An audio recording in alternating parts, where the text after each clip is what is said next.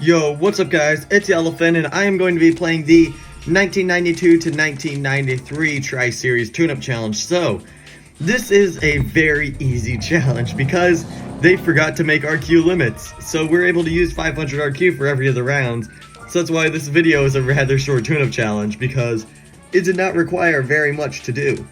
It just gave a lot of very simple requirements because we were able to use as much RQ as we wanted. And where tune-ups are usually challenging is you need very specific cars if you want to pass rounds because of the niche RQ limits. But with having 500 RQ, it makes it very easy to beat. Especially the beginning rounds made it very easy. There's lots of interesting legendaries like that Bentley. But yeah, there's lots of interesting cars that we had to go up against. That Suzuki prize car as well, which is right there in that test bowl too. So there's lots of interesting stuff they were throwing at us that could have been tricky if we had an RQ limit, but we didn't. So then this challenge was actually rather easy to complete, seeing as like I used my Super Impreza Gravel Express right there on a drag strip against a ultra rare BMW, which I really didn't need to do, but I did because I had the RQ, so why not? And so that's what made this challenge pretty simple, is I didn't really have to worry about niche RQ limits or having specific cars, because otherwise I was thinking I was not going to be able to beat this challenge until I saw on Discord that it was every RQ limit. You can use RQ 500, so you could use whatever car you want, especially for the owners of that one Peugeot prize car that has the 100 handling. They probably had a very easy time through this challenge. So here we are with the aluminum pack. Maybe we can get something from it. Ultra rare really is the only thing you could hope from an aluminum, or a super rare I guess, but nope, RQ30, nothing special from that one. So on to the next round now, and still not really any issues. I'm still using my Gravel Express even though there's no off-road, because I got the RQ to use it. And so yeah, this round I did want to see though what races I would maybe lose, or how well my cars would beat it. Like here against the XJ220S, I got a lot of bonus points because I had medium ground clearance. Then this round, actually I knew I was going to win this one. That Fiat is an amazing car, and I would definitely recommend keeping it, because I've gotten a ton of use out of it, and it's a really good low RQ front wheel drive car that has some pretty decent all around stats. I also did want to see what the results would be for that race, and this one too, because I got 4-wheel drive off-road tires, so we do have the advantage then on the rain with having 4-wheel drive performance. But I did want to see how close it would be, because there's a very big 0 to 60 gap between the two. And so now this round was also pretty simple. Used the same hand practically. I mean, I did use the same hand actually, still using the stock Audi as well. I have that Audi maxed out, but I used the stock version of it because I didn't really even need to have my maxed out one for this challenge. So yeah, there we go, more cash. Round 9, I need to switch up the hand a bit, so there we go.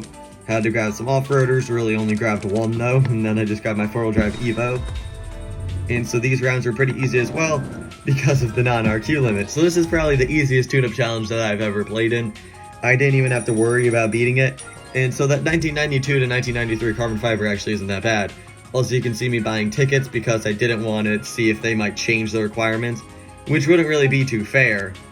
But luckily I finished it before they changed the requirements and the RQ limit. I mean, I did it before they changed the RQ limit, but the RQ limit hasn't been changed anyway, because it probably wouldn't be fair to other players who haven't beaten the challenge yet.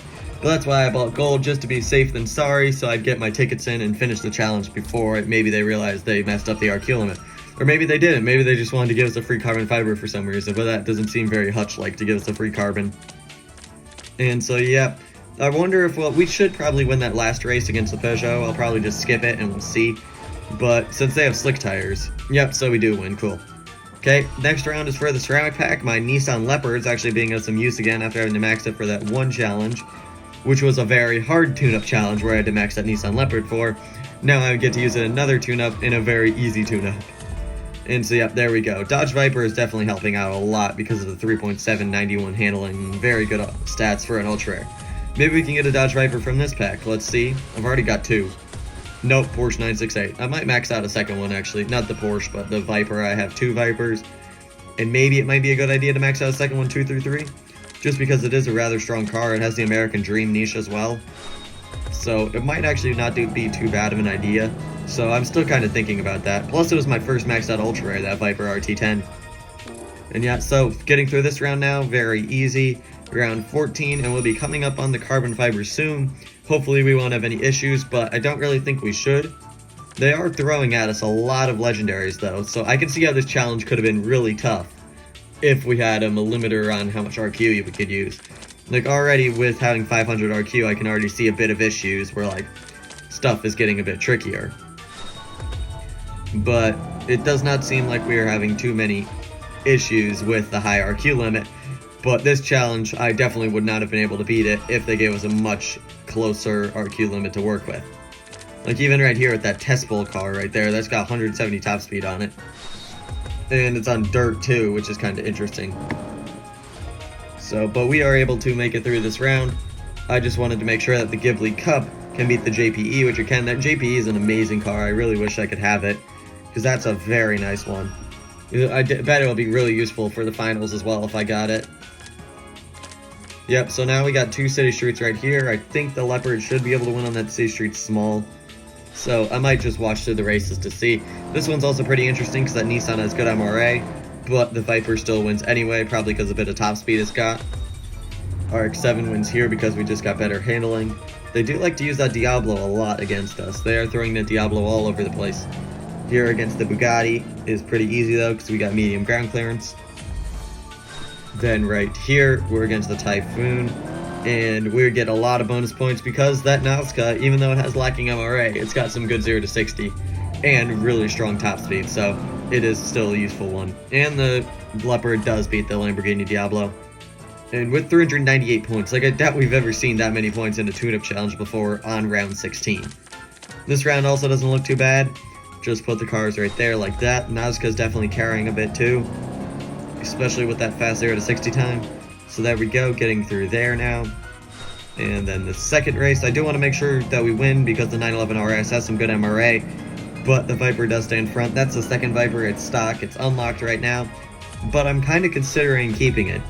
I do have lots of ultra rare projects though, so I'm not really sure if I should keep one, because I also have a lot of epics that I'd like to max out, like with the polls I'm doing on Instagram right now for whichever epic I should max out next.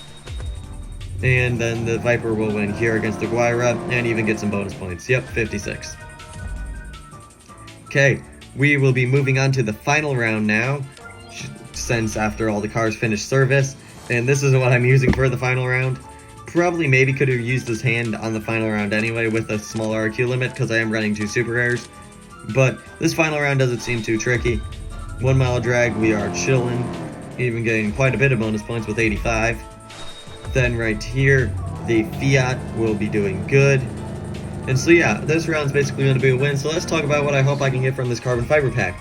There's a few ultra rares like the 4-wheel drive Lancia Delta, and there's a couple other good ultra rares as well. Then when it comes to epics, we got the Root BTR2. I wouldn't really mind, but I wouldn't be too excited about it. Caterham JPE would be amazing to get. That's probably the car I hope for the best from getting from this carbon fiber. Legendaries, it's basically just the Lancia. Other legendaries aren't really that great. They might be useful for the finals, but they aren't really that crazy anyway. So let's see what we can get from this carbon. I think there's some other epic too that I'd be happy with. But yeah, let's see. So, Super Legacy Outback, Volkswagen Golf, Chevy Monte Carlo, Dodge Daytona, and... Whoa, yes! That's the car I wanted the most! Caterham JPE... Whoa, I can't speak. Caterham JPE. Let's go. That's an amazing one. That one's going to be definitely useful, especially for the finals. I'll probably max that one out soon after I finish whatever car gets voted to be maxed out on Instagram. But dang, that's amazing. 90s car as well. 88 handling. Very lightweight. That's going to be super useful. So yeah, that's basically going to conclude it for this tune-up. Very happy I could beat it with the niche RQ, with the non-niche RQ limit. And so yeah, that's basically going to conclude it.